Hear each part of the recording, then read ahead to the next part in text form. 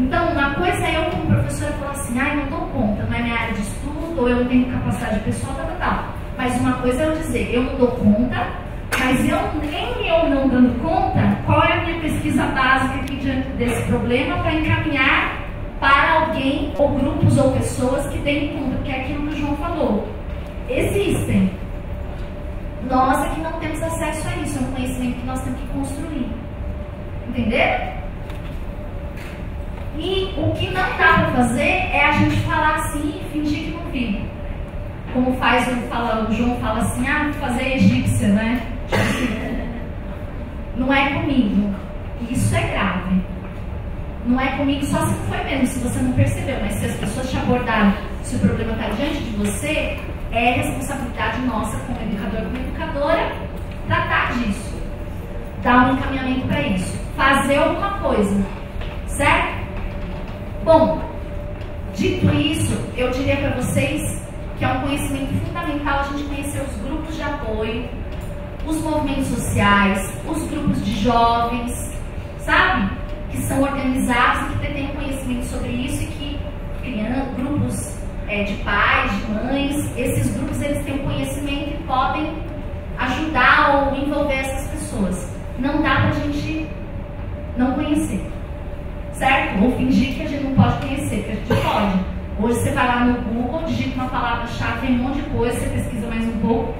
E aí eu acho que a tarefa aqui no Gênero e Diversidade na Escola, se vocês têm problemas, caso vocês vão abordar assim projetos, é colocar essas referências nesses projetos para socializar com as pessoas, né? Para que a gente construa um acúmulo de referências, de grupos, de entidades, de profissionais que tratem dos mais diversos temas. E possam, e tenham diversas práticas e tudo mais. Bom, alguém quer falar alguma coisa sobre isso? Diga, querida.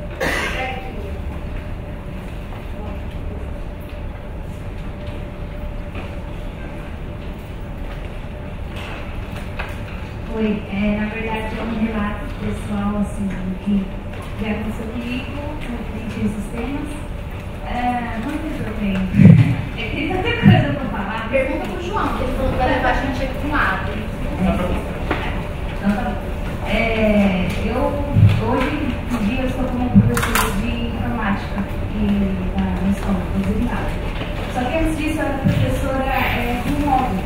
Então, para trabalhar com módulo na sala de aula, a pessoa entra, como o professor se ausenta, e aí eu percebi que os alunos não se interessavam muito pelos temas, eu passava a lição para o professor, poucos faziam, e aí eu resolvi fazer um projeto em sala de aula de quando entrasse como módulo sobre sexualidade e diversidade. Então, eu comecei a escrever o projeto, comecei a praticar em sala de aula. E aí, assim, no início, eram os próprios alunos falavam que era aula de sexo. Mas não será aula de sexo agora, vamos falar sobre sexo. Tudo bem, nós vamos falar também sobre sexo, pode ficar tranquilo. Quando não, quando era uma turma mais de idade menor, turma de 1, terceira, quarta série, quando eu precisava entrar, normalmente entrava com de 2. Vinha o professor para mim e falava assim, olha, eu acho que você melhor você tomar cuidado, porque tem alguém que a mãe é religiosa, e se a mãe souber que seu aluno contar, que você está falando sobre sexualidade na sala de aula, a mãe vai vir aqui, isso vai dar um problema para você e tal. E aí eu virei para a professora e falei, olha, bom que a mãe venha também para assistir a minha aula junto, porque acho que a mãe também precisa, né? Então, assim, são questões que, diversas questões que a gente tem em sala de aula que a gente vai lidar com problemas, e aí é onde a gente tem que achar essas brechas, até na legislação, para que a gente possa seguir o nosso caminho. Por exemplo, a gente faz parte da coordenação do Grêmio da nossa escola, e aí a escola decidiu que podia ter lição no intervalo, os alunos queriam, só que não podia ter funk sem falador. Então, os alunos acharam uma brecha, pegaram um funk e usavam a palavra sempre. E é válido, né? Eles acharam de fato uma música que não tinha palavra. Então, assim, por que não se discutir? Né? É importante se discutir isso. E a última coisa, que na verdade que vai outras coisas só para finalizar, foi uma questão que a gente viu essa semana de um aluno que arrancaram a alça da boca dele.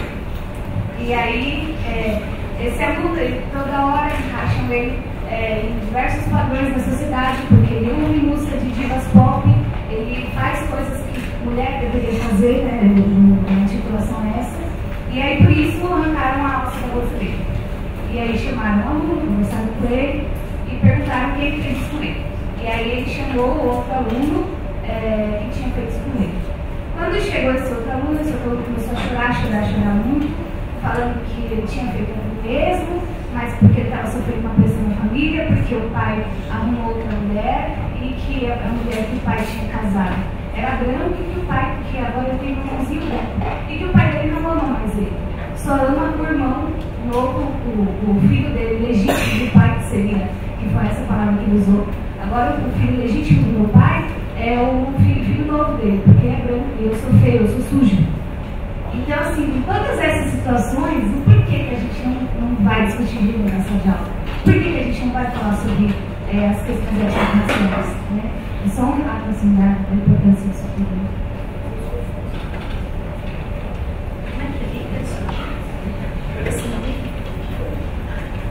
Qual que é o seu nome mesmo? Laís. Então, a Laís falou várias coisas importantes nessa linha que é do curso, que é do entrecruzamento, como uma questão matemática não se separa da outra. Eu acho assim, uma das coisas importantíssimas que ela falou é como uma professora, quando faz um trabalho isoladamente, sofre. Então, eu fico muito feliz quando o pessoal vem aqui e fala assim, eu estou aqui com meu colega, que a minha colega é da mesma escola. Ou vem um diretor, uma diretora da escola, né, que é uma pessoa que tem um poder maior, fazendo aqui o nosso curso, com professores juntos, etc. Porque nós temos que colocar uma diretiva nos lugares, na vida que a gente vai trabalhar, tentar juntar gente para trabalhar junto. Porque eu acho o trabalho que ela fez louvável, a Laís, e eu acho que ela não deveria ouvir de um coordenador, de uma coordenadora, de um diretor e falar, vai sobrar problema para você. Eu acho que um coordenador, uma coordenadora, um diretor, uma diretora que está entendendo que são esses novos conhecimentos que a gente precisa falar e analisar assim, nossa, vai sobrar problema para nós. Entendeu? Porque o problema é nosso, não é dela. Ela é uma pessoa que trabalha dentro da escola e o que se passa na escola é de interesse e de responsabilidade de todos. Então eu acho que essa é a primeira postura que a gente tem que colocar como diretiva para nós, né? E para os locais que a gente trabalha. Não fazer isso com os colegas e não fazer isso conosco mesmo, né? Ou seja, no caso da Laís, ela está aprendendo aqui com a gente nessa troca de experiências que o trabalho que ela resolveu fazer é corajoso e importante, mas ela precisa ter mais gente trabalhando com ela. Esse é um lado do aprendizado no diário dela. O outro lado é, nós precisamos, se nós não fazemos esse trabalho, mas o nosso colega faz, nós precisamos empoderar esses colegas e não sabotar esses colegas, né? A gente tem que ver lá o colega se lascando, a colega se lascando e falar como eu posso ajudar, mesmo que eu não queira fazer esse trabalho, entendeu? Porque é responsabilidade nossa. De alguma forma a gente pode ajudar. Calma que eu já passo pra você, Val. Eu tava esperando você falar hoje que você não falou nada. Então deu para entender esse primeiro aprendizado, né? Se unir. E há esses temas que são cabeludos, que são tabus, eles não deveriam ser responsabilidade de uma pessoa corajosa total, de toda a comunidade escolar, né? E aí, emendo com a última coisa que ela falou, que é assim, nossa, se a gente falasse abertamente desses temas todos na sala de aula, ela falou de 2 temas que os estudantes que brigaram colocaram. Um que foi a questão da orientação sexual e outro que foi a questão da reconfiguração familiar, que está nessa revista que eu passei para vocês os artigos, né? As famílias que são monoparentais, enfim, tem os nomes lá jurídicos, que essa hora eu já estou esquecendo tudo, mas para dizer assim, que quando eles estão falando das reconfigurações familiares, o que importa é dizer que existem vários tipos de família, não existe uma só, como a natural, né? Sempre na história da humanidade teve várias, e que quando tem essas reconfigurações familiares, muitas pessoas vão ter um bom desenvolvimento, né? Pelos laços afetivos, e outros não vão ter. Então achei muito interessante esse caso que ela contou, porque ela falou assim, olha, é um casal heterossexual, tem o papel da mãe e do pai tradicional.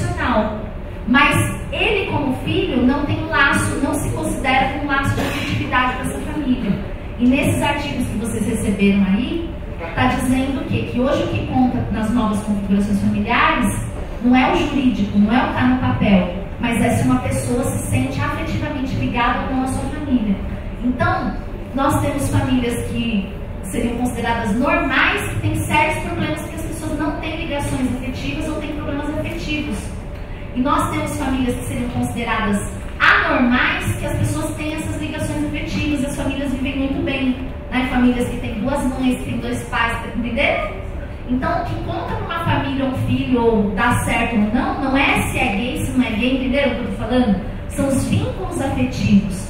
E essa criança, pode ser que na família dela, os pais não vejam que a situação dessa forma, mas a criança está se vendo assim. E isso precisa ser conversado, tratado, abordado com os pais, encaminhado, porque essa criança está em estado de sofrimento e ela está fazendo, esse jovem está fazendo outras pessoas sofrerem de outras formas, né? Entenderam como uma coisa vai conectando na outra? É uma complexidade, uma teia complexa de problemas que a gente não tem como isolar numa caixinha. E aí uma outra coisa importante que a gente precisa aprender com a fala da Laís é o seguinte: se eu tenho uma situação que é de homofobia, que é de ofensa, o que é que eu tenho que fazer? Ver o circo pegar fogo? Horas, bola, no tempo que eu estudei na época da ditadura era assim. Não dá, né? Por exemplo, uma criança falou, viado, macaco, e por aí vai. Antes era piada, né? Antes eu tô falando, nunca foi, mas as pessoas falavam, isso não é nada, você tem que aprender a aguentar isso. Não, o que uma educadora e uma educadora tem que fazer hoje em dia? Esperar chegar na porrada? Esperar, né? Esperar a semana da consciência negra? Não dá. A gente tem que, assim que a gente vê a linguagem, a corporalidade sendo usada de forma violenta, com estereótipos, com palavras que são ofensivas, nós temos que tomar providências. Independente se você tem ou não um projeto sobre o tema. Qualquer um que trabalha na escola, ao ver uma situação como essa, tem que intervir. Tem que dizer que a linguagem tem que ser modificada, tem que punir se houve um ato de violência, entenderam? E o que a gente tem nas escolas hoje, a Laís colocou, é a omissão. Deixa lá para o professor resolver. Deixa o circo pegar fogo. Ah, isso aí é pessoal. Pessoal que é público, porque está reproduzindo estereótipos, preconceitos, violências, entenderam? Bom, então, muitos aprendizados, né, e muitas experiências no que a Laís colocou. O que eu diria para ela é que, assim, você precisa seguir com o seu trabalho, né? Uma pessoa que tem sensibilidade, que tem uma visão, que tem uma experiência, mas ele precisa ser um trabalho amparado na amizade, no convívio, no profissionalismo de outras pessoas no espaço que você está. E que se você não consegue isso no espaço que você está, você precisa arrumar um espaço que você tenha isso para ser feliz, né? Isso é outras coisas da sabedoria que a gente tem que ter. A gente tem que pegar uma pessoa como a Laís e falar, putz, nessa escola não tá, mas se ela for para essa outra, tem mais 4 ou 5 que ela vai ter um apoio ali, ela vai viver bem. Vai ter conflito, vai ter serviço, mas não dá para ela deixar jogada num ambiente que ninguém tem sensibilidade para esses temas, entenderam? Então tá de parabéns, né, pelo seu trabalho. E assim, a gente não pode permitir nessa questão da orientação sexual nenhum tipo de ofensa. Nessa questão étnico-racial, mas nenhum tipo de ofensa. Tem que ser ponto assim de partida para convivência. Aconteceu, epa, parou, reconfigurar imediatamente as relações, o espaço, a conversa.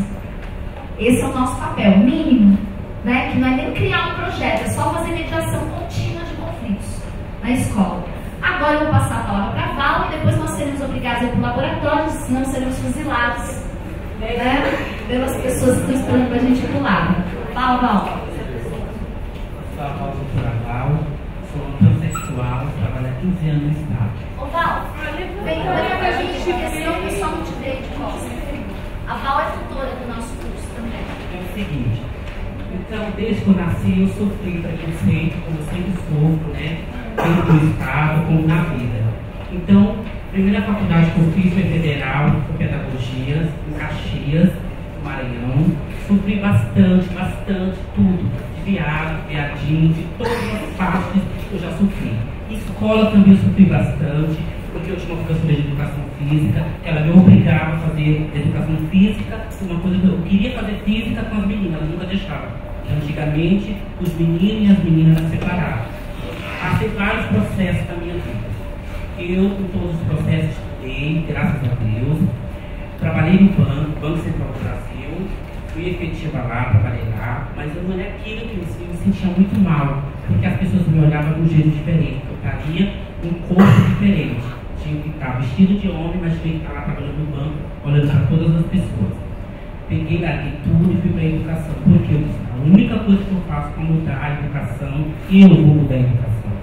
Passei vários processos da minha vida, fiz cirurgias plásticas, tenho 7 cirurgias plásticas no meu corpo, fiz tudo que é possível, que eu não estava me identificando. Olhava no espelho, aquilo não me identificava. Fui para a escola. E assim, cada ano que eu piso na escola, eu quebro o preconceito. Primeira coisa que eu entro na escola, eu sei que vai ser griteiro, nunca deixou de ser griteiro. Subo as escadas, ao travesti, ao verdinho, ao travecão, tudo possível eu escuto isso. Mas eu já acostumei tanto, porque não é que você já passou por todo esse processo. O que eu faço? Eu entro na sala de aula, me apresento como professora Val, professora de geografia, explico para eles que a diversidade está em todos os lugares. Vou passando minha matéria, vou explicando. Eu vejo pessoas na sala de aula homofóbicas que você vai encontrar em sala de aula. Você encontra também colegas, professores que têm conhecimento acadêmico, preconceituosos. Você encontra diretores também. Então você encontra tudo na vida. Aí o que acontece? Na sala de aula dando aula, o aluno xingando o outro, xenofobia, um outro que é boliviano, um outro que é negro, e assim por diante. E aí eu vou passando conhecimento, vou explicando para eles.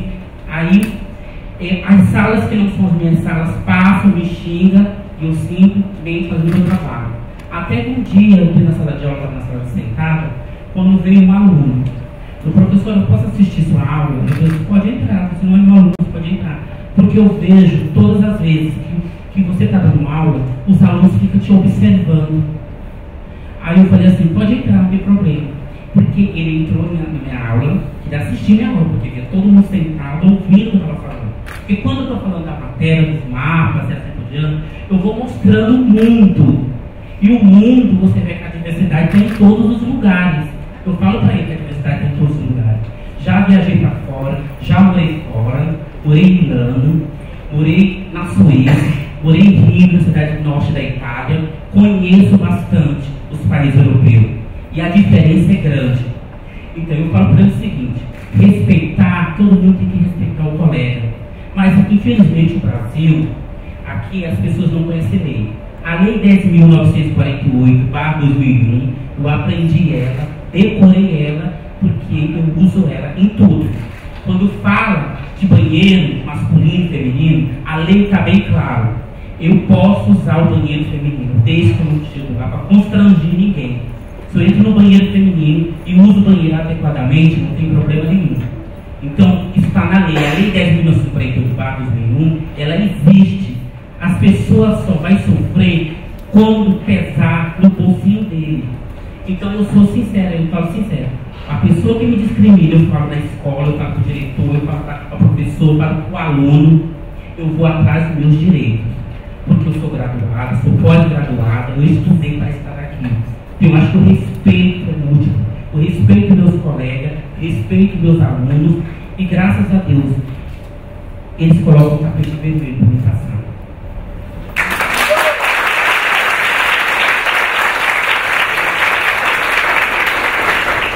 Val, mas você falou que o aluno chegou lá para assistir aula? Para assistir aula por quê? Porque ele ouvia os alunos da sala falando da minha aula, falando de mim, eles alunos sempre olhavam e falavam que eu sempre gostei de usar bijuteria. É uma coisa do Nordeste com essas coisas. É muita coisa de bijuteria, porque é a cara da riqueza, eu falo para os alunos. É a cara da riqueza.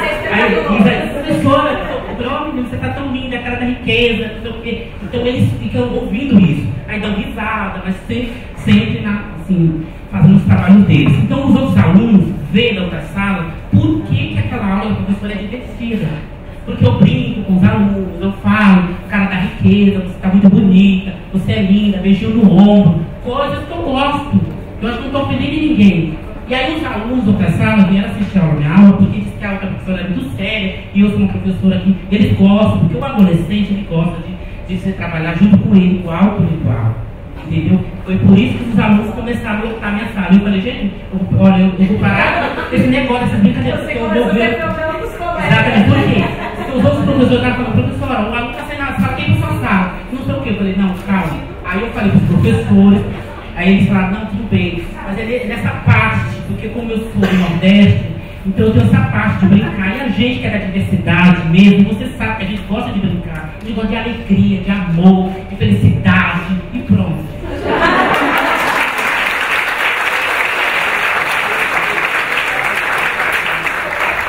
Bom, nem preciso dizer para vocês que é um privilégio a gente ter uma pessoa como a Val, né? Todos os outros tutores e tutoras que estão aqui são pessoas maravilhosas, né? É um privilégio ter todos vocês aqui trabalhando com a gente. Mas vou fazer um destaque especial para a Val pelo seguinte, porque ela é uma pessoa que este espaço da universidade, o espaço da escola, etc., historicamente foi negado. As pessoas olham alguém que é transexual e alguém que assumidamente chega e fala e acha que o lugar dessas pessoas não é aqui, né? Acha que são os lugares de prostituição, acha que são os lugares nos empregos mal remunerados. E eu acho muito importante ter uma pessoa como a Val que ensina pra gente. Talvez vocês aqui nunca tivessem conversado assim ou ouvido uma pessoa que é transexual falar desse jeito, porque nós fomos criados apartados dessas pessoas. Então é ótimo ter pessoas assim que são negras, que são indígenas e assim por diante, que são da diversidade religiosa XYZ, que são de culturas, etc., falando como você vive, quem você é, o que você faz, porque ela diz, onde eu vou eu quero preconceito. É essa a lição que ela tem para dar pra gente. Não tem como você falar para as pessoas que elas têm que quebrar o preconceito. A gente tem que se expor a vivências, a troca de experiências que quebrem aquela visão preconceituosa que a gente herdou e põe outra. Porque eu acredito que uma pessoa que ouvindo a Val falar dificilmente vai ter preconceito depois do que ela falou e explicou e colocou. Você vai rever seus preconceitos, né? É alguma coisa assim que pela performance dela, pela fala dela, pela história de vida dela, a gente sente que tem essa força. Tá certo? Pelo menos eu sinto. Se alguém sente que não tem, tem que compartilhar isso também. Falar, olha, eu não consigo. Eu aprendi de outra forma. No vídeo que a gente fez lá, do Preconceitos e Indiferenças, tem uma professora que nós entrevistamos que ela fala, eu aprendi que determinadas coisas são certas e outras são erradas. Então eu me choco ainda quando foge daquilo que eu aprendi. Ela humildemente admite isso e fala, eu tento combater os preconceitos, mas eu me choco. Então, olha só, uma pessoa que trabalha com conhecimento humano, meu Deus, a gente tem que se chocar e se chocar, se refazer e tocar a vida. Porque o conhecimento é descoberta, né? O conhecimento é encontro, o conhecimento é lidar com as diversidades, as diferenças, com o inusitado. O conhecimento é uma coisa que não deveria ser o currículo, pronto, acabou, fechado, tal. Conhecimento é toda essa vivência que a gente está tendo junto de se reinventar o tempo todo, a partir do que a gente aprende. Uma coisa que a gente aprende reformula todas as outras, é uma cadeia. Então eu fico muito feliz que a Val está com a gente. Acho que ela faz diferença, né, nessa interação que tem aqui com todo mundo. E acho que o exemplo que a gente aprende também com ela é aquilo que eu estava falando no início dessa fala. Dizer assim, a Val, ela trata do tema sexualidade, ela tem que ser professora de biologia, entenderam? Não, ela trata desse tema sendo quem ela é, entenderam? Ela é uma professora de geografia, entenderam? Mas ela não trata do tema da sexualidade, sendo quem ela é, colocando as questões que ela coloca, falando abertamente com os adolescentes, assim ela trata. Então ela merece respeito, consideração e muitos elogios pelo trabalho que ela faz assim. Quer contar mais alguma história, Val, para inspirar? Alguém quer comentar o que a Val falou? Acho que ela levantou a primeira. Os 20 vãozinhos comigo tá Boa tarde. Na verdade, uma coisa aconteceu comigo em 2 meses atrás, né? Eu trabalho numa escola e o diretor chamou e falou assim, eu tenho uma vaga para fazer um mestrado com um professor de matemática ou de ciências de biologia. Você está interessado? O professor de matemática não quer. Ele falou, só que você tem que fazer um projeto para mim mandar do Instituto Federal de Ciências e Matemática de São Paulo. Falei, Falei, opa! Falei, lógico que eu quero. Aí me passou direitinho o edital, ele falou, você faz o projeto e me traz. E justamente o projeto é fazer mestrado na área da docência, né? Aí eu pensei no curso, eu estava fazendo o curso, eu falei, não, eu vou, esse tema de gênero e diversidade não é abordado na faculdade. Eu comecei a estudar um pouco mais tarde, eu terminei minha faculdade há pouco tempo, e não foi abordado esse tema. Eu tinha preparado para seguir o currículo. Aí fiz todo o projeto, direitinho, né? Coloquei lá, e aí veio o diretor. Ele falou, tá, amanhã então. Eu falei, tá bom. Ele falou, você não quer que eu leve? Ele falou, não, pode estar. No outro dia ele me chama, vem cá. Aí, mas eu não vou levar o seu projeto. Eu falei, por quê? Ele falou, imagina, você vai falar de gênero e diversidade, desde quando isso é assunto para se tratar com você, para se tratar em escola? Se você mudar o projeto, eu levo. Só que eu tinha lido isso, tá? E eu sabia que se de repente o tema que eu escolhesse, eu resolvesse, quando começasse as aulas mudar, eu poderia mudar. Eu olhei para ele e falei, tá, eu mudo.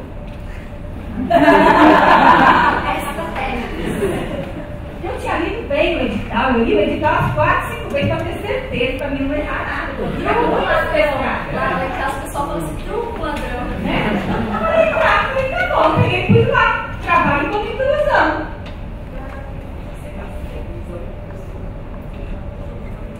Aí tá bom, fiz inclusão, ele mandou, aí a federal me mandou o dia da prova, fui lá, fiz a prova, fiz tudo, passei. Ele vai dizer, você passou, vai conseguir ganhar. Me escreve, levei o documento. Primeira semana de aula, lá fui eu passar. Olha, eu quero mudar o meu trabalho.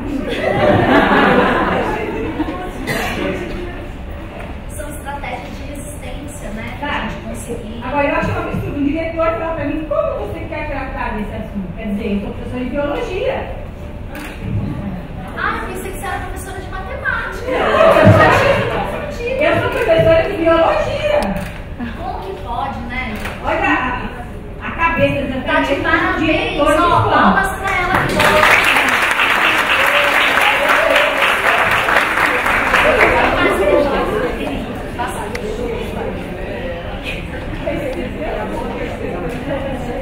Eu levanto, eu não gosto de falar de conta. Já tô indo, João. Vai dar certo. Calma seu coração. Isso, calma seu coração. Eu trabalhei com a Val numa escola e ela tá aqui para não deixar mentir sozinha. Não é isso? Ela vai me ajudar a mentir. E nós conversamos durante o ano todo. E eu conheci, lá nessa escola a gente tem uma gama muito grande de homossexuais, não é verdade? E nós trabalhamos nessa escola aí juntas. E aí eu percebi que a Val, a gente toda hora estava conversando, se juntava numa sala e nós duas lá conversando e falando dos alunos e conseguia falar sobre a vida. E eu perguntava coisas para a Val que eu tinha interesse em saber. Coisas que ninguém nunca te explicou. Ninguém nunca me explicou. Eu falava Imagina assim. que os estudantes não querem saber onde eles vão procurar, né? Isso, aí eu perguntava lá, Val, me conta uma coisa.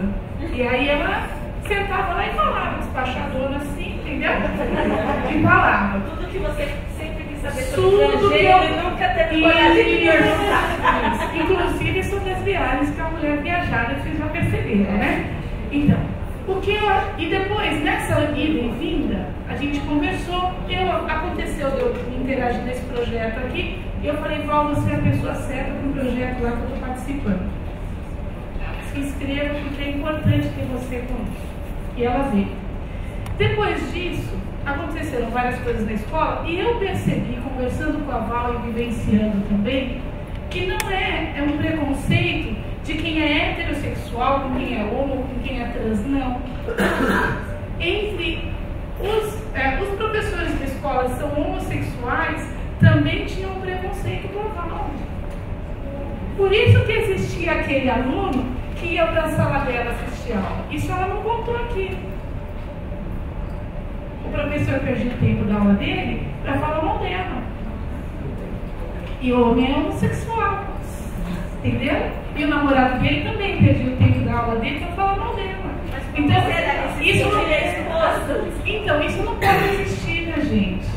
Então a gente acha assim, não, porque eu sou hétero, eu falo mal de quem é trans, não. Existe o inverso também. Existem várias O preconceito é generalizado. E isso é uma das coisas que ela me explicou, porque eu também não sabia que isso era possível. Olha só a ingenuidade da pessoa. Agora, vamos lá. Quem levantou a mão primeiro? Vocês. Já passou. Aí a Val vai ter o direito de resposta. Ela falou, você deixa me encher sozinha. Você tem que ver A transexual. Lucas, se você colocá-lo numa fileira com homens que nasceram com gênero masculino, nasceram do sexo masculino, uma fileira, e que tem gênero masculino também, você não nota diferença nenhuma. É a mesma coisa. Porque ele é do gênero masculino. É transexual, nasceu com útero. Só isso, é a única diferença. Mas ele se considera gênero masculino e ele se diz heterossexual. Então ele não se diz, eu não sou homossexual. Porque se eu fosse homossexual, eu gostaria de homens.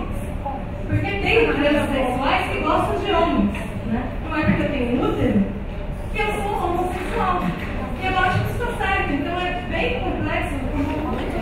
muito mais complexo do que nós consideramos. Então minha filha tem que fazer o quê? Estudar, conversar. Tanto é que a carteira de São Paulo já está com o nome Lucas. E o RG lá de Minas está com o nome feminino, que é super errado. A mãe chama com o nome feminino. Infelizmente não aceita. Né? Pela religião, até mesmo, né? Foi expulso de casa. Né? Mas, assim, é um homem. Você olha assim, tem barba, tem peito, é um corpo masculino. É muito complexo isso, então. Vou passar aqui para a colega. O outro colega lá também quer falar. Então, eu só queria contar um pouco da experiência que eu tive esses dias, né? Da Semana da Consciência Negra e eu trabalho. Fica de costas aí, pessoal. Não, fica de costas lá. Então, assim, Semana da Consciência Negra, e aí eu fiz um trabalho, né? Movimentei a escola, para que a gente fizesse realmente um trabalho legal. Mas quando eu fui falar de consciência negra, de perguntar para os alunos sobre preconceito, sobre racismo, outros assuntos vieram à tona. E aí, no momento lá da conversa, né, das minorias e tal, e aí surge o gênero, né, a questão de gênero. E aí eu falei, de repente, numa conversa, eu falei a palavra lésbica. Esqueci de falar que os meus alunos de quarto ano, eles têm entre 9 e 10 anos. Quando eu falei a palavra lésbica, surgiu assim caras e bocas horrorosas, de nojo mesmo, como se eu estivesse falando algo muito nojento. Eu me assustei com aquilo, disse, gente, eles, né, tem essa cara, por que isso? Aí eu comecei a explicar, né, que as pessoas nascem, que elas são como são, e que a gente tem que respeitar, e que não tem como mudar. Uma pessoa não acorda um dia de repente, até brinquei, né? Uma pessoa não acorda um dia de repente e diz assim, eu acho que a partir de hoje eu vou ser gay. E sai rebolando. Não é assim que funciona. Ela é o que é. Expliquei. E uma das meninas que tinha feito essa cara assim, absurdamente, né, nojenta, depois que terminou, ela veio perto de mim, bem baixinho, e disse, professora, eu tenho uma irmã que é lésbica. Eu falei, sério? Você fez aquela cara? Por quê? É que eu não gosto, eu acho feio. Um dia a gente estava andando na rua e algumas pessoas ficaram xingando ela. Disse, nossa, e por que você sentiu? Fiquei muito triste. Você ficou triste. Você não pode então tratar as pessoas assim, não é verdade? Aí fui explicando para ela. Num outro momento, claro que eu já tive várias conversas sobre isso, é algo que eu realmente gosto de puxar deles e tal. E eu fiz a pergunta que eu tinha visto aqui no curso, né? Sobre preconceitos. Você é preconceituoso? A princípio, a primeira vez que eu fiz a pergunta, vários alunos disseram, não, imagina, então eu fui tirar deles, né? Você tem certeza que você não é preconceituoso? Então fala aí pra mim, o que é que você diz, você sente que você fala quando você passa, principalmente as meninas, né? Quando você passa por um homem que é gay? Ai, eles têm todos os meninos da minha sala. Quando eu refiz a pergunta, todos os meninos levantaram a mão e disseram: eu sou. Por que você é preconceituoso? Eu sou preconceituoso com os gays. Ah, é? E por quê? Ah, porque é errado, porque é feio, porque não pode, porque, né? São coisas que ele aprende. E aí eu fui explicando, até um disse assim: a gente é preconceituoso porque o pai e a mãe ensinam. Eu falei: pai. Porque daí já queria aquele clima, né? A família tá não é assim. Pai e mãe orienta de um jeito porque ela não quer que o filho sofra. Então ela vai falando para não também, né, colocar a culpa, coitado dos pais. Alguns realmente têm atitudes, têm falas, né, exemplos que as crianças ouvem e veem e que é muito triste, né? E aí eu fui explicando que, né, o ciclo de convivência deles faz com que eles realmente tenham esse tipo de mentalidade. E aí a minha vontade de falar aqui agora para vocês, eu não sei quem dá aula aqui para crianças pequenas e tal, mas vocês já fizeram essa pergunta para os alunos de vocês, não sabem? Já viram como que é a reação? Então o que eu gostaria de propor é, independente do tamanho deles, da idade deles, eu achei interessante porque são crianças de 9 e 10 anos, né? E comecei a colocar eles para pensar. E que vocês perguntem isso, porque eu achei muito interessante aquelas falas das pessoas no primeiro dia e depois também no site, né? Você ouvir as pessoas dizendo, fazendo relatos que eu não sou preconceituoso, ou eu sou mais ou menos, ou eu não sou. Eu já me peguei muitos momentos, eu disse no dia aqui, eu procuro não ser, mas claro que tem momentos que você dá uma escorregada, né? Dá uma olhada diferente, né? Faz um gesto que não é legal. Mas façam sim essa pergunta e procurem discutir esse tipo de coisa, porque ela ajuda muito, principalmente quando você começa dos pequenos, porque eles vão crescer. A partir desse dia começou então essa conversa, né, de não ser, você como é que pode? Eles falaram, né, no dia que eu falei da lésbica, logo depois me disse assim, não é, aí o outro lá não entendeu lá atrás, não sabia o que era, eu disse, é sapatão, besta. Aí eu falei, não, esse tipo de palavra não pode falar, isso é como um xingamento, né? Esses termos pejorativos, as pessoas não gostam de ser tratadas assim, né? Igual você chegar para um negro e chamar de negro fedido, de neguinho, então você tem que ter as palavras corretas. E aí foi isso, foi bem legal essa semana, eu trabalhei com eles, foi muito bom e eu gostaria de compartilhar e que vocês também vissem isso, né? Com as pessoas que estão próximas, com os alunos que estão próximos. Obrigada. Eu fico muito feliz que ela está falando que foi a pergunta feita a partir daquele documentário, né, que a gente pôs de material didático lá na aula inaugural, que era a pesquisa com os professores que se candidataram a serem tutores e tutoras do GDE no Paraná, onde eu fui coordenadora antes de ser coordenadora aqui. Então, que bom que inspirou um projeto, um trabalho, uma ação dela. E essa tarefa importante dela mediar essa linguagem, né? Você fez me lembrar uma tutora nossa que não está aqui hoje, que é a Márcia. Vocês lembram da Márcia? A Márcia tem uma formação de tutores e de tutoras e a gente falou dessa palavra sapatão, a gente estava falando da linguagem, como a gente tem que traduzir e mediar. A Márcia é lésbica. E aí a Márcia falou assim, ó, uma coisa é uma amiga minha que é da diversidade falar o sapatão, entenderam? Que ela tem liberdade para falar isso comigo porque não é um xingamento, a mesma palavra na boca daquela pessoa que me conhece, que fala dentro de um contexto de amizade, ou de como a gente fala essas palavras que seriam ofensivas, mas de uma forma cômica, a desconstruí-las, etc. Né? Mas outra coisa, se eu andar na rua e alguém falar, ô sapatão, aí é xingamento. Vocês viram como é aquilo que ela, essa querida que estava falando? É muito mais complexo do que a gente imagina a abordagem desses temas. Agora vejam, os estudantes, as estudantes, eles não são burros, eles são inteligentíssimos. Vocês lembram o exemplo que a Laís deu da música, que falaram que não podia ter palavrão, e eles arrumaram uma música que tinha uma palavra de duplo sentido?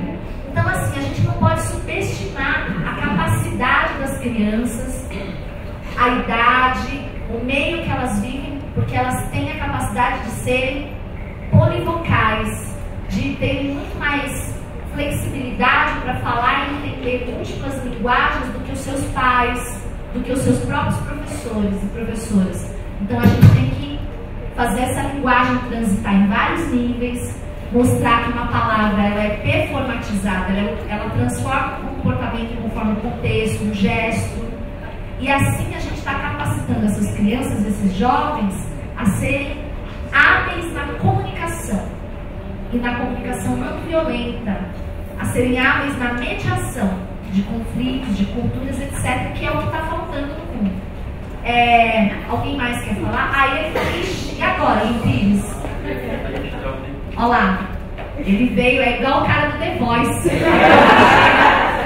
Assim, aí ele pediu pra gente dar um tempinho. Então, assim, que horas são?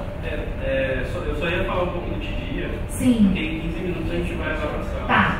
Então, antes de você falar um pouquinho do Tidia, o que eu ia propor pra gente fazer um ajuste na nossa programação? Vocês viram que a gente, desde o início do dia, está falando das questões étnico-raciais, né? E entrecruzamos com as de sexualidade aqui, com as de gênero, não tem como descolar, a gente vai mudando o caleidoscópio.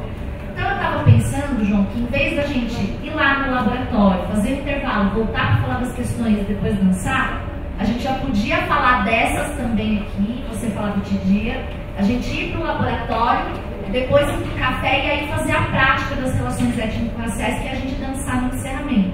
O que vocês acham? Entendeu? Porque senão a gente vai e volta, e aí... Né?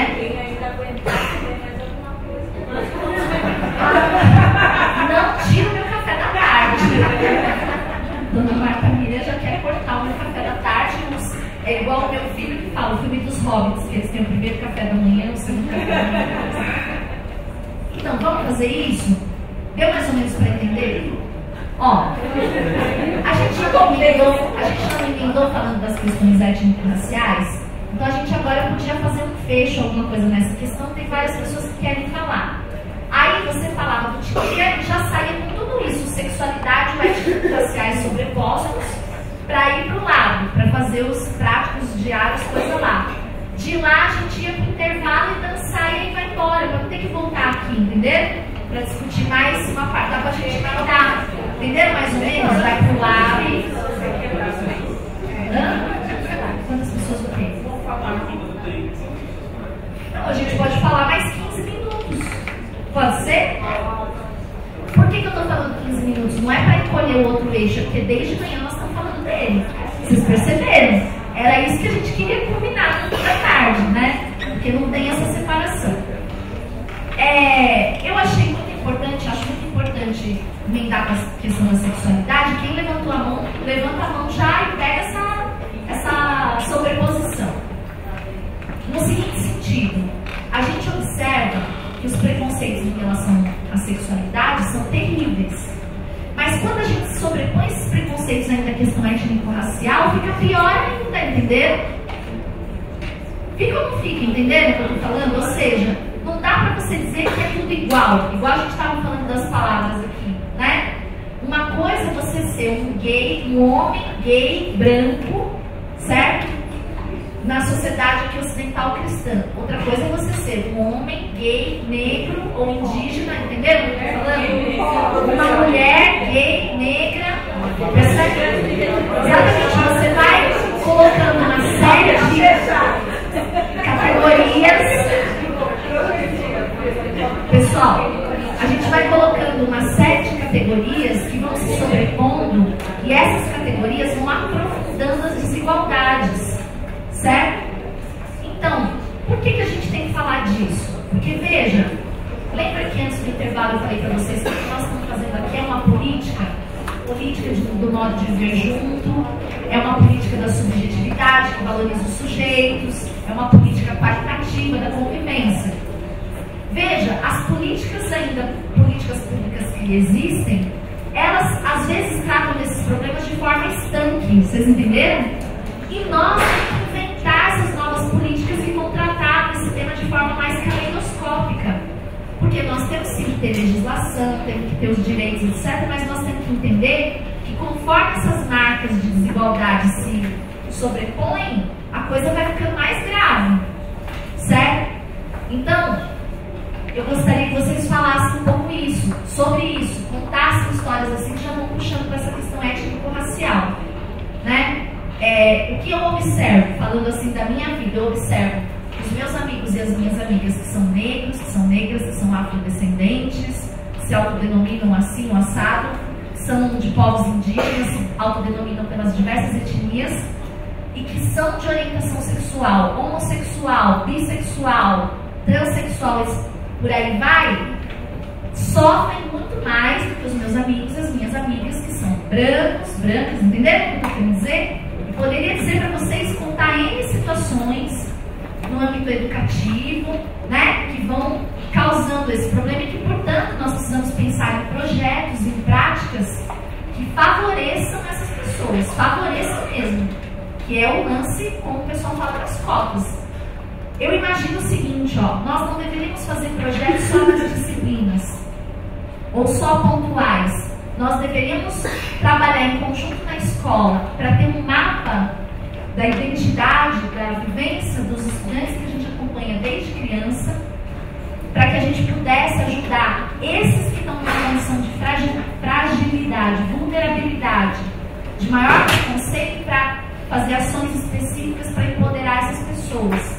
Nós não podemos dizer, não, mas ó, eu não tenho preconceito, eu ouço muitos professores falar isso, me dá uma raiva. Não, eu trato todo mundo igual. Pelo amor de Deus, vocês entenderam qual é o problema? Não dá. Como é que eu vou tratar igual? Entendeu? Uma criança que não ouve tal ou qual xingamento, entenderam o que eu estou falando? E outra que ouve isso frequentemente. Vou tratar igual? Não vou, eu vou tratar desigual. Desigual no sentido de que eu tenho que fazer uma intervenção maior. Eu tenho que ter um relacionamento maior de acompanhamento da trajetória dessa pessoa. Eu tenho que ajudar essa pessoa a conhecer os seus direitos, a se envolver em grupos de apoio para que ela possa construir a identidade dela com segurança em grupos que passam pelas mesmas questões que ela passa. Entenderam o que eu estou querendo dizer? Isso é uma polêmica, tem muita gente que fala, não, aí você, né? Aí você não está tratando todo mundo igual. Eu falo, é mesmo, não estou. Entenderam? Eu vou dar mais atenção para essas pessoas porque elas estão numa situação de violência cotidiana. E eu preciso estar atenta a isso, porque isso vai afetar o desenvolvimento cognitivo, cultural, social, entendeu? Não posso estar tratando todo mundo igual. Bom, vamos lá? Deixa eu passar aqui para vocês falarem. Era ele ou não era? É. Então, pessoal, eu sou a Inês, eu sou aqui da UFABC e eu sou de dois coletivos aqui. Um é o Prisma Diversidade, que trata a questão de gênero, e o outro é o Vozes, que trata a questão racial. E nós tivemos dois eventos aqui na UFABC de pichações, uma que foram mais de 30 pichações homofóbicas, com frases tipo matem homossexuais, e outra recente sobre a questão racial, dizendo que por mais que haja cotas, os negros, mesmo letrados, serão sempre escravos. Então, nós tivemos um ato na quinta-feira aqui na Federal, com a presença do vice-reitor, e nós temos algumas modificações que cabem bem para a educação secundária e tudo mais. Tem uma lei, nós estamos no ano de 2015, tem uma lei 10.639 de 2003, são 12 anos, que fala para tratar da questão racial, étnico-racial. E não é tratado. A UFABC, na universidade, também não trata. Burla o sistema. O próprio vice-reitor mencionou isso. E no ensino secundário, mesma coisa. Ninguém trata. Por dois fatores. Primeiro, que não existe políticas públicas para isso. Segunda, porque até os professores negros, eles não têm conhecimento da história dos afro, das histórias étnicas. Não é tratado nas escolas os autores negros. Então nós crescemos através de uma cultura branca, onde sabemos apenas a cultura europeia, dominante e opressora, e os autores brancos. Existem diversos, como Teodoro Sampaio, por exemplo, diversas celebridades aqui no Brasil, que em nome de ruas no Brasil inteiro, que são negros, Machado de Assis e outros, que não é tratado na escola. Então minha fala aqui é que, por mais que o Estado seja omisso, né, hoje a gente fala muito da multidisciplinaridade, a interdisciplinaridade, os professores, quem sabe no futuro eu seja um professor também, nós nos prepararmos, tomarmos a proatividade de trabalhar com a interdisciplinaridade, no sentido de nós conhecermos mesmo que o Estado coloque isso como política pública, nada adiantará se nós não tivermos conhecimento. Então, não adianta combater o racismo, né? Falar, não, é errado ser racista, chamar de neguinho, de sujo, se na base não se dá essa teoria, né? Não se fala da cultura negra, do folclore. Então era isso que eu gostaria de falar para vocês, né? E a gente tem que trabalhar nós mesmos primeiro, aí a coisa se envolve.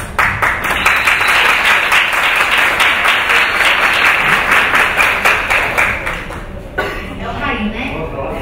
Estou muito feliz, sim, que o Rai falou isso, que ele é desse coletivo. Vocês viram quando eu falei aqui dos grupos de apoio, é isso. Né? Você ter jovens aí que estudam, se reúnem e falam, nós queremos isso. E faz lá no mar, faz roda de conversa, né? E eles vieram falar com a gente aqui hoje, porque eles falaram que querem fazer o nosso curso, querem se transformar em tutores, mediadores do nosso curso para outros públicos, né? Para o grupo deles, para outros grupos. Ótimo, bem-vindos. Nós vamos botar eles aí para conhecer tudo, conhecer o que vocês estão fazendo, fazer também os diários, as experiências, projetos deles, se empoderar, se apropriar desse material que é público e passar isso adiante. Fala, é o Rogério, né? Isso. Primeiro eu quero dar uma boa notícia, pegando um gancho do que ele falou. No mês passado eu participei de uma reunião na SNE e que está sendo desenvolvido um trabalho no núcleo étnico-racial com professores da prefeitura. Então, até 2016, ali em janeiro, mais cardápios estão sendo contratados, inclusive eu vou ser contratado para trabalhar nesse tema com professores da rede pública municipal, para desconstruir essa dificuldade que eles, como você observou, eles têm essa dificuldade de tratar o tema por falta de conhecimento mesmo. Então a gente apresentou vários projetos para como isso deve ser desconstruído, primeiro com os professores, para que haja essa terceirização, né? A gente ensina os professores como eles devem não, né? Fica muito arbitrário, como eles podem desconstruir essa questão do preconceito com a educação básica. Então isso está sendo aos poucos mudado, então é uma boa notícia pra gente, né? Que eu também procuro isso. Agora a segunda. Vai pra lá, deixa eu falar mais um pouquinho. Primeira boa notícia, agora.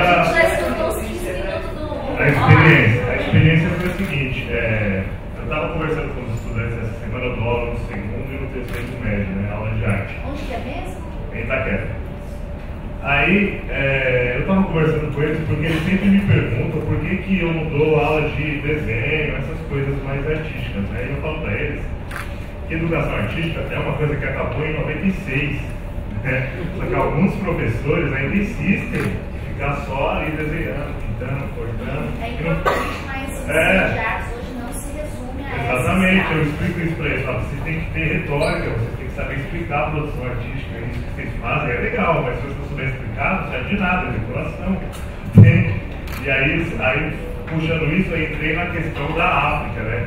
Das máscaras africanas e tudo mais. Eles não tinham noção de que o continente africano em todos os seus países eram exímios produtores de arte, inclusive importados para a Europa, né? Então você percebe um problema, que, pegando um gancho que ela tinha falado, os próprios professores, eles têm muita relutância em evoluir, né? Em se informar para poder trazer uma aula de mais qualidade para que esses preconceitos sejam desconstruídos. Então você vê, a lei de diretrizes e bases de 97 já está lá que o ensino é de arte, não é mais educação artística. E até hoje ainda tem professores dando aula de educação artística, dando um mero grito para as pessoas pintarem. Nada contra quem gosta, sabe? Legal, bonitinho, para a parte de criança, mas meu, vamos evoluir, né, gente? É isso aí.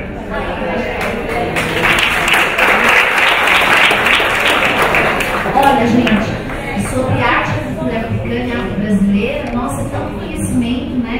E eu acho assim que a pessoa não é porque ela tem que ser, eu sou afrodescendente, eu tenho que saber, eu sou branco, eu não sou, eu não tenho que saber. Se nós somos educadores, nós temos essa responsabilidade de saber o máximo possível de várias culturas, como a gente falou no início do dia. Você quer falar? O Vanderlei também está na fila. Nossa, eu vou ter que dar essa cara. Só para contribuir com o que o amigo falou agora há pouco, eu acho de extrema importância nós, professores,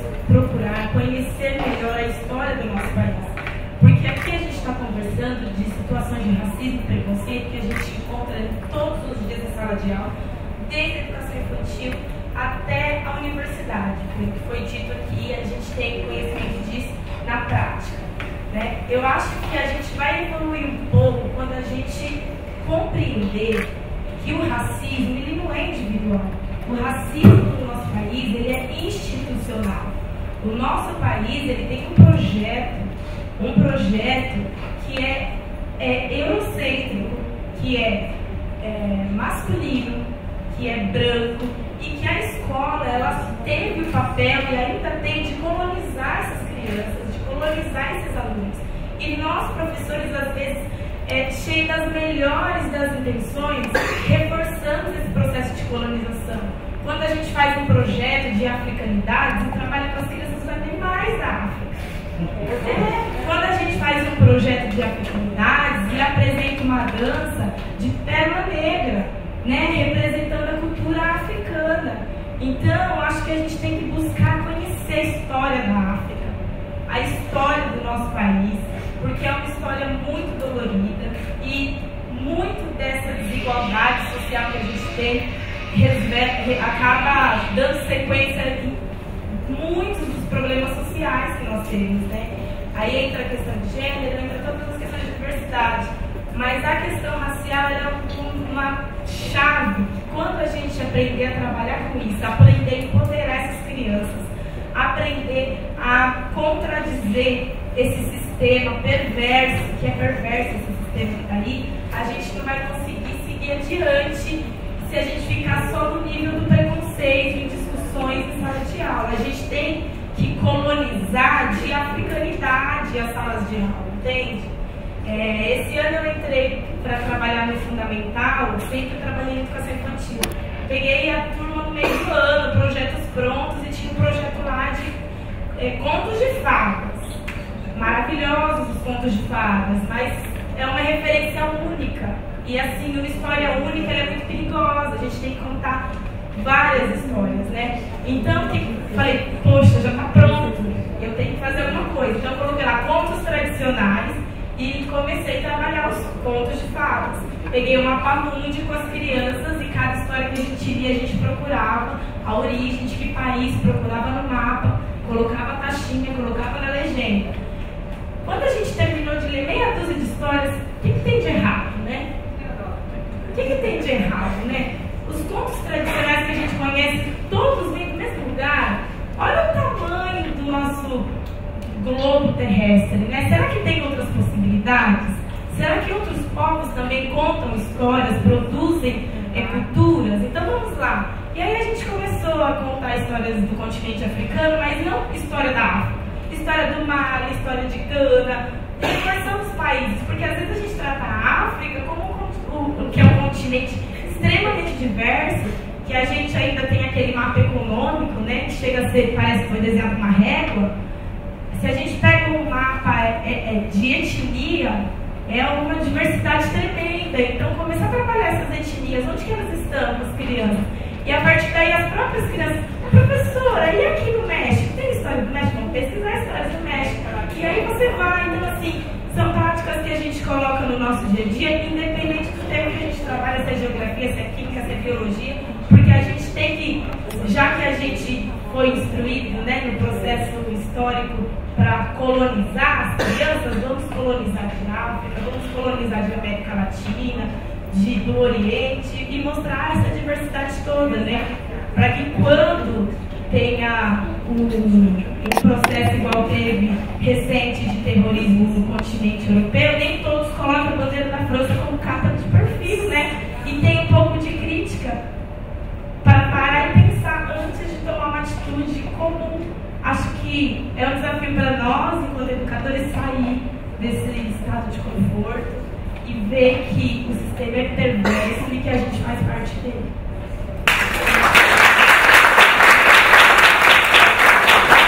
Olha, ontem, antes de ir lá no Céu Azul da Cor do Mar, eu passei no Sesc Itaquera e estava tendo uma coisa maravilhosa, uma coisa que eu queria falar para vocês. Que para fazer esses projetos, tanto da questão das sexualidades, quanto da questão étnico-racial, de gênero, ou das diversidades culturais, o Sesc, que foi quem forneceu essa revista aí pra gente, eles têm ótimas atividades que inspiram a gente que a gente pode tanto levar o nosso público, né, quanto a gente pode aprender com essas atividades e fazer na escola.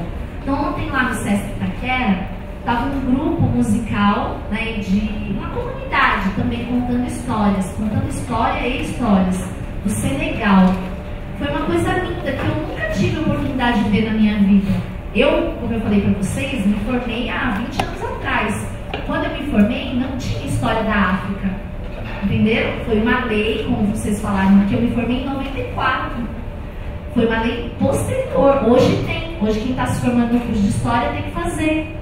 Então, assim, tem muitas novidades, muitas coisas acessíveis que a gente precisa buscar, procurar e colocar no nosso dia a dia. E eu estava falando que esse grupo que estava lá, eles estavam, não sei se vocês conhecem o Sesc Itaquera, que é maravilhoso, recomendo que vocês vão tudo quanto é Sesc, a gente foi de Sesc, né? Mas Sesc Itaquera é um parque lindo. E aí eles colocaram bem assim num pátio, né, num espaço aberto, um todo, e esse grupo estava ao mesmo tempo tocando músicas com tambores maravilhosos, cantando e contando a história do Senegal. E tinha pessoas que falavam senegalês e tradução, e tinha algumas pessoas do grupo senegaleses que falavam português com um sotaque muito charmoso, assim, muito interessante. Então, é uma vivência muito rica que a gente pode fazer, né? Levando as pessoas até esses grupos, conhecendo essa cultura através da gente, do nosso esforço, mas também de coisas que estão acontecendo. A gente tem que buscar isso. E isso em todos os outros temas, a gente pode se procurar, a gente vai conseguir isso. Quem quer falar agora? Agora eu quero. Olha, traga vocês, um dos nossos tutores aqui é padrão, tutor padrão, que trabalha até de madrugada, ganhou o troféu tutor padrão, ele e o João. Vanderlei. Gato! As minhas fãs, como vocês perceberam, tá pagando quanto for. Assim, eu só gostaria de falar que no dia 3 de outubro eu fui num evento da AFREAC, eu não sei se todo mundo conhece, se já ouviu falar. E o mais interessante é que eles desenvolveram, eles viajaram para a África, conheceram vários países africanos e dentro de tudo isso eles compilaram em materiais que será disponibilizado em forma de um e-book agora no final de novembro. Por que eu estou falando isso?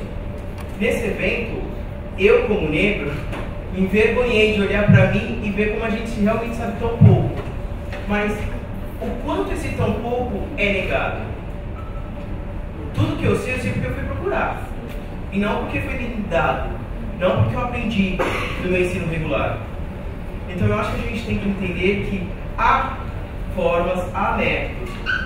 E o interessante desse livro é que assim, ele vem trazendo a cultura africana por um prisma totalmente novo, pelo menos para mim.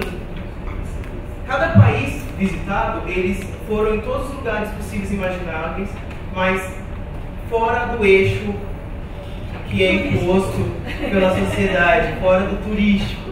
Então eles realmente foram nas comunidades, eles conheceram as músicas tribais existentes, eles conheceram os grupos de pessoas de cada região e foram compilando materiais que vai ser lançado. Então eu acho que a gente deveria realmente acessar esse site, ver esse material, não só por uma forma de divulgação, mas para a gente enxergar melhor o que a gente não consegue ver de onde a gente está. Porque é muito fácil, enquanto professor, eu sentar na minha cadeira, exatamente como eu estou aqui agora, exatamente o que eu estou fazendo com vocês agora, dizer coisas que alguns não conhecem, outros nunca viram, e isso se tornar uma verdade absoluta. E isso é feito com tanta frequência e com tanta naturalidade que a gente não percebe. E o mais difícil ainda é você olhar para esse material e descobrir que o governo não quer ele, a prefeitura também não quer, porque há essa briga, eles estão tentando fazer com que isso vire algum material dentro de uma dessas redes educacionais, mas ninguém aceita. Por que será que ninguém aceita o material que trata a África sobre um prisma de quem viajou pela África e está trazendo o que é a cultura africana, além do que a gente tem hoje, que você fala de África, alguém vai falar assim, ah, é macumba. Ah, é africano, é preto. Pobreza, miséria, AIDS. Quando a gente fala África, para os nossos alunos, Principalmente se for de uma escola particular que sejam todos brancos. Ai, professor, credo, que miséria. Eu ouço isso dos meus. Então, assim, será que não já está na hora de mostrarmos outra África? Outras Bahias? Porque até mesmo a nossa Bahia não é nossa. Porque a gente conhece tão pouco da Bahia que a gente conhece o quê? Pelourinho? O que mais? Porto Seguro. A praia? Ah, Ivete Sangalo e Axé eu queria pular, gente. Eu abster. Eu prefiro abster. Baiana Acarajé. Baiana Acarajé. Peito e bunda. O elevador Lacerda. Pronto. É isso que a gente conhece. Mas será que só existe isso? Será? Então, assim, eu paro por aqui. Eu quero que a gente pense junto nesse será. Será que somos só isso? Será que enquanto educadores somos só isso? Seremos o que o sistema quer? Obrigado, Natália. Antes dela falar aqui, o Vanderlei, volta aqui. Ela vai falar e aí nós vamos. O João já não expulsou mais. Então é o seguinte: o Vanderlei, eu queria que você falasse da sobreposição das coisas que a gente estava falando, da sexualidade, a questão das relações afetivas que você causa aqui pra gente. Ixi, qual causa que você quer? Não, fala aí. Tá. Junta o que a gente estava propondo. E fala de você também. Então, galera, acho muito bacana esse curso, porque assim, quando eu cheguei nele, eu cheguei por vias João. E aí, as vias João me levaram a outras vias que foram as vias Vanderlei. Eu comecei a refletir em quem eu era, em como eu trabalho, porque eu trabalho com surdo há muito tempo.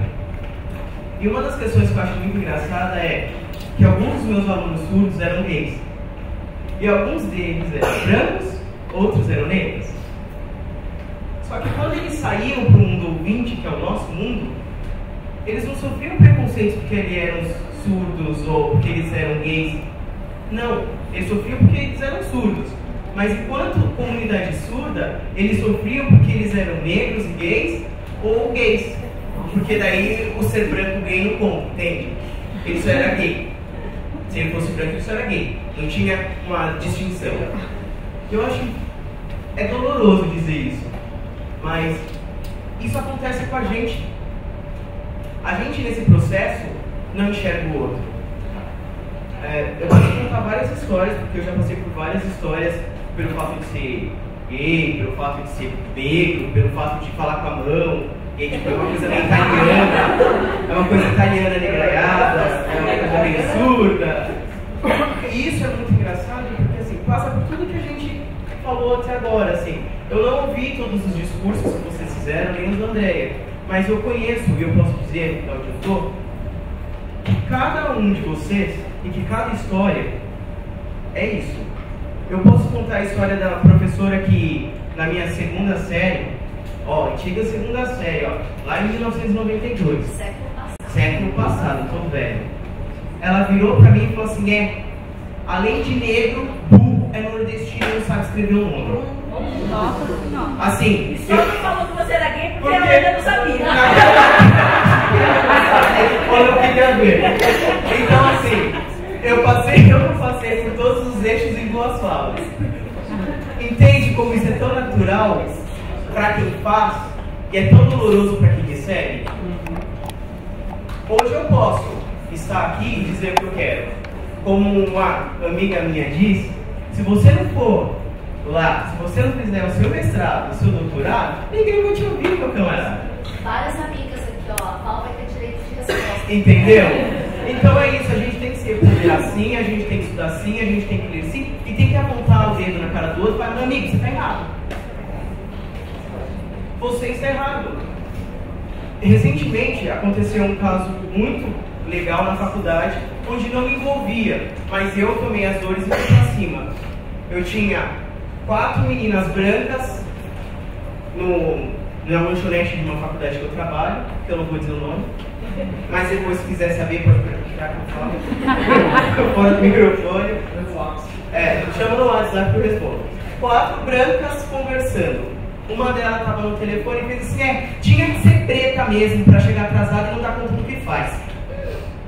Opa! Assim, fez o que fez, entendeu? A pessoa me dá uma dessa.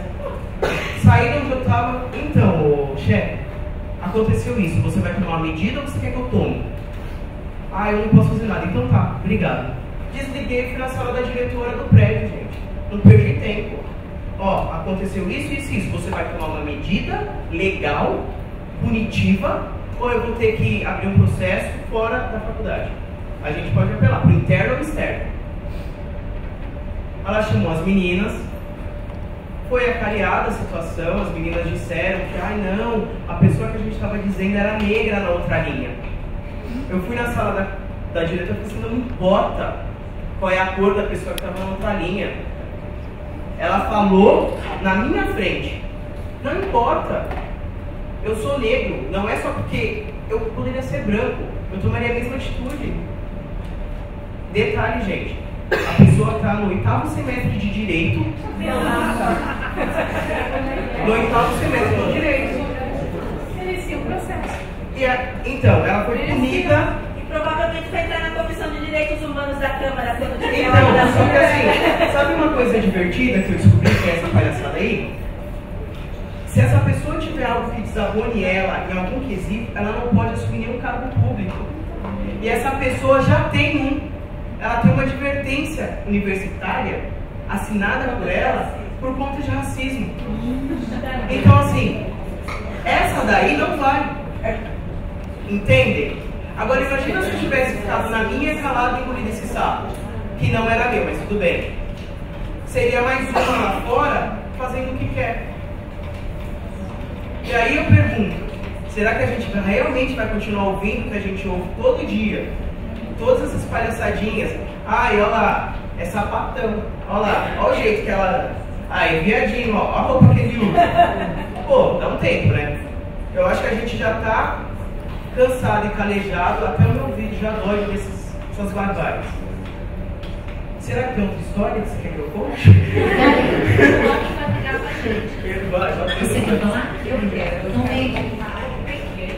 Vai ficar de costas. Depois a Val vai para o direito de resposta, já se adianta aqui, e o João vai expulsar nós todos.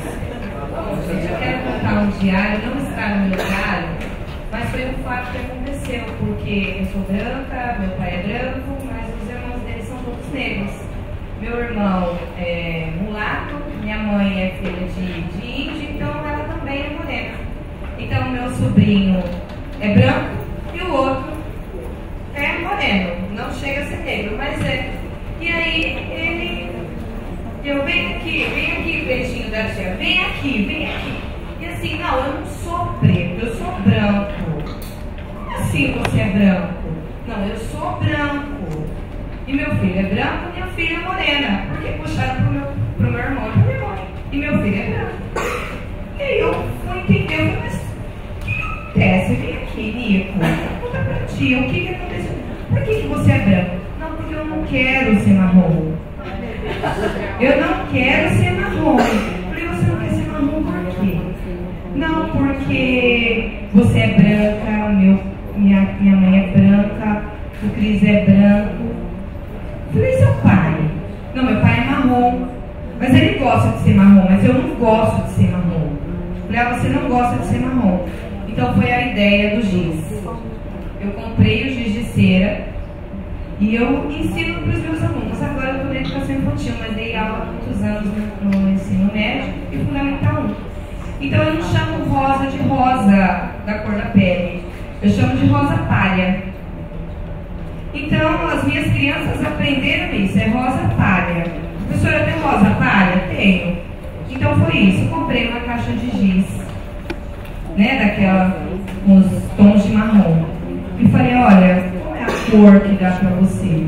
E ele pegou o rosa palha. E eu peguei o marrom dele. Ele pintou ele de rosa palha e eu pintei o de marrom. Então eu fiz todo um trabalho com o Nicolas. E aí eu fui entender que a professora fez uma atividade. E nessa atividade, ela fez aquela diferença. Olha, fica os brancos para cá, os morenos para cá e os negros para cá. Isso em uma outra escola. E eu fui conversar com essa professora. Eu falei, olha, eu quero saber qual foi o objetivo dessa atividade. Para você. Porque para as crianças não tiveram nenhuma. Expliquei a situação para ela e perguntei para a diretora da escola se eu poderia, num outro horário, fazer uma atividade com as crianças. E aí eu levei meu giz. Levei meu giz e fiz uma dinâmica com eles. Assim, foi logo quando eu comecei a fazer esse curso. As coisas, porque eu não entendia o porquê eu não quero ser marrom. Então, depois dessa atividade que eu fiz com as crianças, a diretora pediu que eu fizesse com a escola inteira essa dinâmica. E aí o que acontece? Ela comprou giz para a escola inteira, para as salas, para eles usarem essas cores. Então eu vi que fez a diferença, porque o meu sobrinho, ele se menosprezava com 4 anos de idade. Com 4 anos de idade. Não, eu não quero ser marrom. Por que você não quer ser marrom? E aí ele foi explicar porque o branco, a professora chama mais os brancos. Então eu tive que fazer toda uma dinâmica. Eu falei, eu não aceito essa situação. Porque não é por ele ser, ele não era negro, mas ele chamava de marrom. Mas e daí? Ele fosse branco. Eu me doí por ele como assim, né, por qualquer outro. Né? Então eu acho que esse trabalho tem que ser feito, né, para a gente fazer a diferença dentro da nossa sala de aula.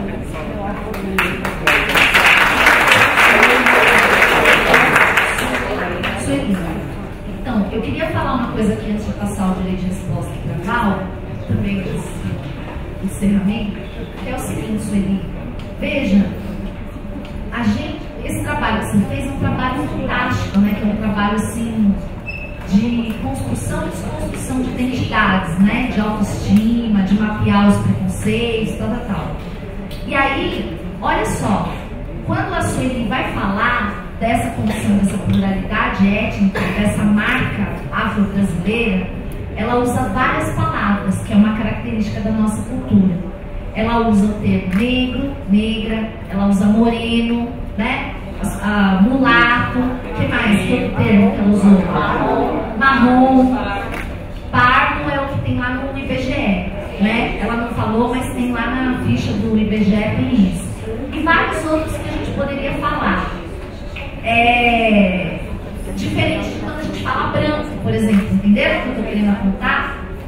Olha, eu não me considero branca, mas as pessoas me consideram branca, eu me considero híbrida, né?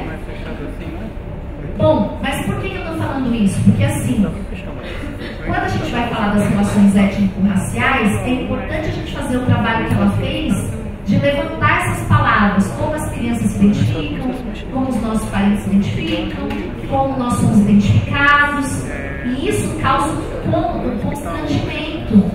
E a gente precisa, nesse trabalho, construir essa identidade étnica, fortalecer essas pessoas dentro da sua autoestima, mas também precisamos pensar quais são os termos e as palavras que podem ajudar a fazer isso. Entenderam? Isso é uma tarefa delicada. Talvez tenha pessoas aqui que conheçam os diversos movimentos negros. Esses movimentos sociais, muitos se denominam hoje movimentos negros. Para algumas pessoas, se dizer negro, por essa pessoa ter ouvido como xingamento a vida inteira, ela vai achar que é palavrão, né? Como ela viu aqui o caso que ela estava contando. Então, assim, é mais fácil para uma pessoa que entrou nos movimentos sociais, no movimento negro, que vai assumir essa palavra, como a gente está falando aqui, começando o dia, encerrando o dia, falando Dia da Consciência Negra, a pessoa tem todo um grupo de convívio, faz estudos para assumir essa identidade. Mas para outras pessoas, isso vai ter um peso enorme. É como se fosse um xingamento, não tem o mesmo significado, entenderam? E pode ser que uma pessoa que eu julgo que é negra, por ter esse conhecimento do movimento negro, seja ofensivo eu chegar para essa pessoa e falar, você é negro. Entenderam o que eu estou falando? É delicado isso que nós estamos fazendo, né? É como a gente se trata, como a gente quer ser tratado. Então eu não estou aqui, toda essa conversa que nós estamos tendo aqui foi ótimo o diário da Sueli, deu a oportunidade para a gente fazer isso, para mostrar a complexidade dessa questão. Eu não estou aqui para dizer para vocês, para falar assim, ó, ela você tem que chamar de negra, ela você... Quem sou eu para falar isso? Entendeu? Eu preciso ajudar que essas crianças conheçam, esses jovens conheçam todos esses movimentos, esse debate que nós estamos colocando aqui.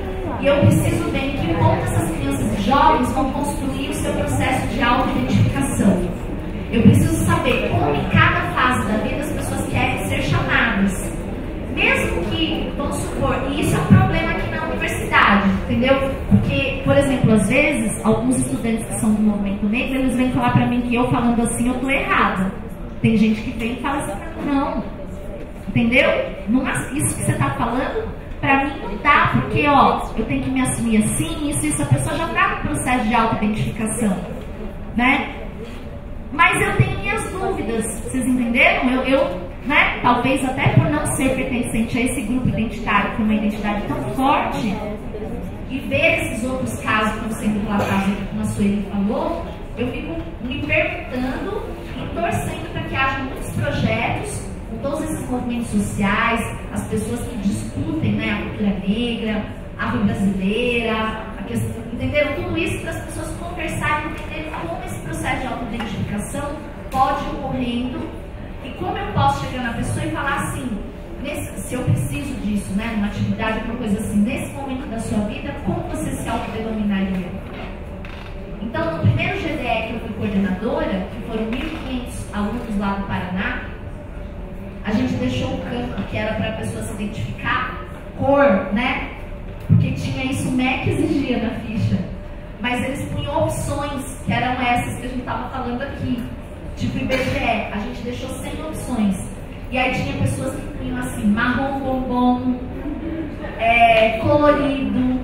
As pessoas zoavam com aquela categoria, né? Ou talvez algumas colocavam de uma forma poética para desconstruir a categoria. Então eu fiz essa fala aqui para dizer que isso é uma questão que nos preocupa, isso é uma questão importante para a gente tratar essa questão da auto-identificação, empoderando as pessoas e fazendo o máximo possível para que a gente possa se fazer compreender e ser compreendido. Porque a gente corre um risco muito sério também de ser taxado de preconceituoso, tendo a melhor das intenções. E a gente precisa aprender, então, como as pessoas querem ser denominadas, né? Diferente disso que você falou, que é negar a identidade, né? Como que vão tendo esses vários processos.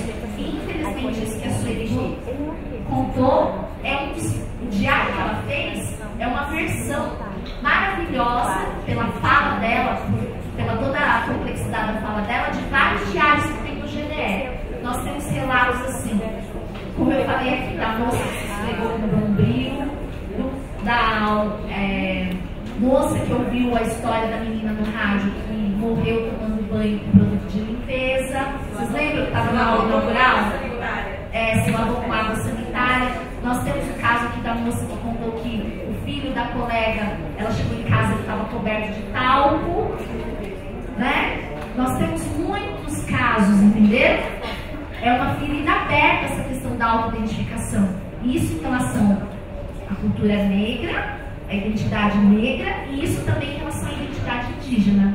Nós tivemos vários diários que as pessoas falam assim, não, índio, isso é coisa de índio, entendeu? Assim, coisa de índio é coisa ruim, programa de índio, é tudo para ser desqualificado, de índio não. Na nossa família não tem índio, não fala nem etnia, Guarani, Mura, nem menciona, entendeu? Índio assim é xingamento também, né? Falar, você é índio, entendeu? É também nessa mesma correlação que eu queria falar para vocês, já você é negro. Igual a gente estava falando sapatão. Depende do jeito que é falado, da boca que é falado, é palavrão. Então a gente precisa ter um estudo muito acurado, sério, complexo, conversar muito, porque uma palavra não explica nada. Ela está dentro de um contexto e a gente tem que falar de todo esse contexto, como eu estou tentando falar aqui com vocês. Agora vamos para a Val. Então, novamente, o seguinte, eu já, como falei para vocês, passo inúmeros processos na minha vida, desse colégio para o direito, sofri inúmeros preconceitos nessa escola, assédio moral, indireto e indiretamente. Por quê? Porque eu sou uma professora autêntica. Então, eu falo para os meus alunos, desde as criancinhas até o ensino médio, eu sou uma transexual. Se ele me perguntar, eu falo. Eu não vou esconder o que eu sou. Então, eu faço parte do movimento das trans, da LGBT, também tenho uma cadeira, faço parte também da parada gay, e eu sempre bato na tecla que eu vou lutar até o último dia da minha vida. Porque Maquiavel falou uma grande frase: é melhor ser temido do que ser amado. Então, em todos os lugares que eu vou dar aula, eu chego, as pessoas vão me olhar, eu vou chegar bom dia, boa tarde, sou a professora tal de geografia e vou dar aula de geografia. Prazer. Então é assim, por quê? Porque nessa vida é o seguinte: ou você é forte ou você é fraco. Então eu aprendi na vida, na cafetada. Eu tenho o direito de trabalhar como qualquer um, sou funcionária pública, sou reconhecida pela Secretaria de Educação e na minha vida funcional também está mudada a minha identidade de gênero.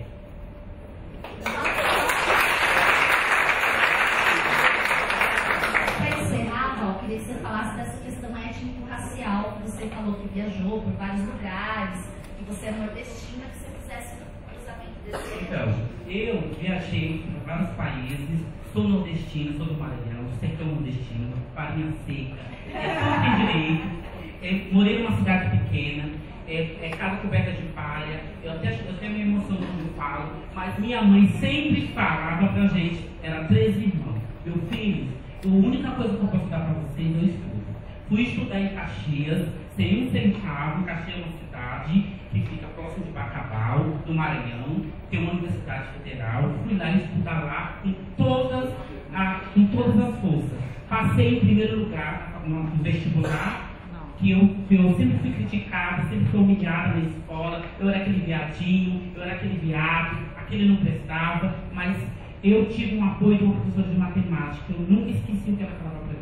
Um dia ela falou assim para eu me sentia muito mal, porque os alunos me xingavam e eu me reprimia. Ela falou assim: olha, é o seguinte, chamou eu, falou assim: você não pode deixar acontecer isso. Só que é o seguinte, aprenda uma coisa, você é uma pessoa forte, você é inteligente, você vai conseguir. Não deixe as pessoas te humilhar. Passei inúmeros processos na minha vida, estudei, fiz federal, que era uma coisa que eu queria, pública, eu não queria particular, eu queria pública, porque eu queria ter o prazer de entrar na universidade pública. Depois eu viajei para fora do país, logicamente, que foi todo um processo na minha vida, porque aqui o preconceito é grande, vocês sabem que não dão emprego para uma transexual e mesmo a travesti, porque o preconceito é grande, não adianta. E outra coisa também eu falo para vocês, às vezes as pessoas olham para mim, sabe por que as pessoas me respeitam? Porque nós vivemos um país de título. Infelizmente, se você não tem título, não te respeita. Então é o seguinte, eu viajei para fora do país, sofri bastante lá fora, entendeu? Por quê? Porque o Brasil não tinha oportunidade. Fui para lá, conheci vários países, a França, Suíça, Milano, vários países próximos, viajei bastante, mas não dei certo no país, voltei para o Brasil. Continuei das minhas aulas, porque como eu era pedagogo, fui lá dar minhas aulas de primeira a quarta série, trabalhei 10 anos com PEB também e PEB 2. Depois eu fiz geografia, entendeu? Provei e estou provando para cada pessoa que fala de mim que eu estou conseguindo e minha vida vai andar. Porque eu sempre falo para os meus alunos, brinco quando eles falam alguma coisa. Eles dizem, travesti não é bagunça, não. Fala para eles desse jeito. Travesti não é bagunça, eu falo para eles. Aí dou risada, porque eu acho que tem coisa na vida que a gente não tem que ficar batendo de frente. Então, às vezes, o aluno ele não tem conhecimento da identidade de gênero. Ele não tem esse conhecimento da identidade de gênero. Então, você constrói aos poucos. Eu trabalhei com criança, fui professora efetiva da prefeitura, no tempo do PIT, do concurso do PIT.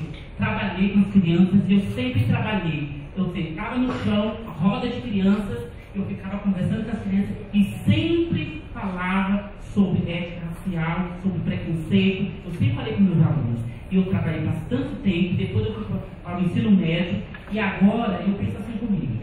Cada escola que eu passo, eu quebro preconceito. Sabe por quê? Porque todo mundo me conhece na educação. Professora Val, é uma travesti ou transexual. Tenho certeza que irão vir outras.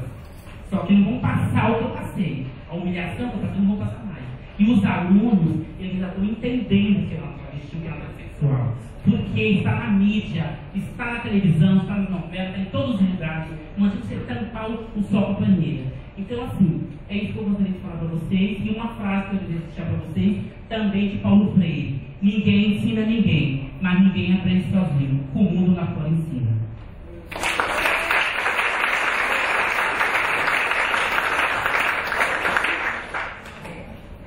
Rapidinho pra gente ir.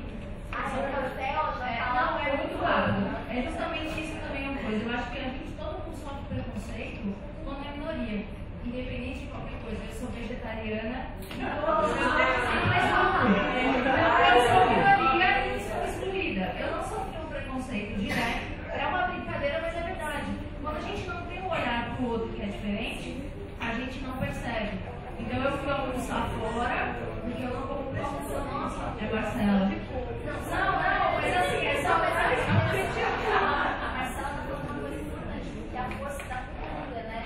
Na hora que a gente fez exatamente tudo, a gente não colocou. A gente não pensa no outro. A gente colocou lá, salgadinhos, tal. Né? Exatamente. E é exatamente isso. E aí eu lá e faço do jeito que exatamente, que é o geral. Então toda vez que você é minoria, você fica excluído, você fica à margem. Mas eu queria. Não, você tá. Mas o que eu queria dizer mesmo é que primeiro que eu conheço a Val, e isso eu não ia contar, mas depois que eu vou contar, eu vou falar. É que a gente trabalhou junto na mesma escola também. É muito interessante assim quando a gente está lá no grupo todo e percebe o que acontece. Vou contar da volta. Eu era no Marina Sintra e a escola surgiu um boato, uns 7, 8 anos atrás, que tinha uma pessoa lá que um dia era homem e depois veio vestida de mulher. E eu não sei se eu acho que era, né? Provavelmente. E de repente, talvez rolou um boato, que as escolas são praticamente na mesma rua. E rolou um boato disso. Tem um travesti que virou professor lá na escola, tal, do Caetano. E passados a gente foi assim que rolou na sala dos professores, entendeu? Isso eu tô falando 7, 8 anos atrás, esse assunto era mais tabu ainda. Mesmo sendo na região central, que é uma região que tem muitos gays e muitas lésbicas, enfim, é mais aberto, né? Tem uma Augusta lá que é mais aberta. E aí, algum tempo depois, a Val veio. Engraçado, eu queria dizer isso, que eu nunca percebi na sala dos professores, naquele momento, não sei também se eu não ficava muito, não participava das panelas, eu nunca percebi nenhum preconceito naquele grupo ou no que eu fiz parte com ela. Então, é legal também olhar o outro lado, porque às vezes tem sempre, mas naquele momento, naquele grupo, eu não percebi. E o que eu queria dizer era da palavra. Quando eu era pequena, eu brincava na rua e tomava muito sol, e todo mundo me chamava de pretinha. Minha mãe, pretinha, e pra mim eu era negra. Eu crescia junto, era negra. Então, quando eu tinha 7 anos, eu vi na TV a Ku Klux Klan atacando lá nos Estados Unidos os negros. E aí eu fiquei muito triste, comecei a chorar e falei, mãe, eu não vou poder ir para os Estados Unidos? Ela falou, filha, por quê? Porque eu sou negra. Ela, não, filha, você não é negra, você é branca. Ué, vocês não me chamam de pretinha? Então, assim, eu tinha absorvido que eu era negra, eu vivia como negra, e eu não era negra, e eu achava que eu não podia ir para os Estados Unidos. Então, esse lance da força da palavra que você citou foi uma coisa que ficou. E aí, assim, eu sofri o meu primeiro preconceito de uma forma errada, né? Assim, um conceito divertido, mas eu sofri o meu primeiro preconceito sendo negra, não sendo negra.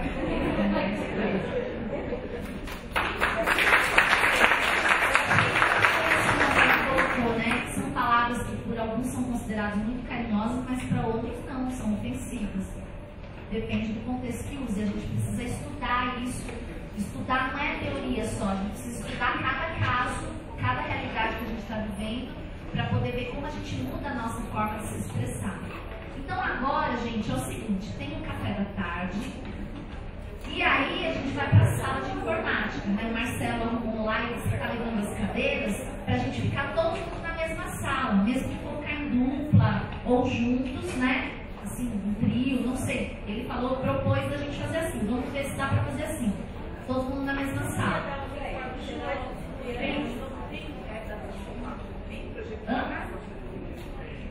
Como? Não, eu tô falando antes de ir pra sala de informática, é mais um intervalo agora. Entendeu? É um intervalo, café, a gente vai pra sala de informática, que horas são? Então vamos pôr o intervalo até. Pode ser 4h30? Pode ser? Um pouco mais cedo, dá pra ir no banheiro, comer. E aí a gente fica lá até 5h30. Ou 5h15, 5h30. E aí a gente volta lá pro pátio lá pra fazer uma parte final de encerramento. Tá certo? Beleza? Sim? Ah, e depois a gente volta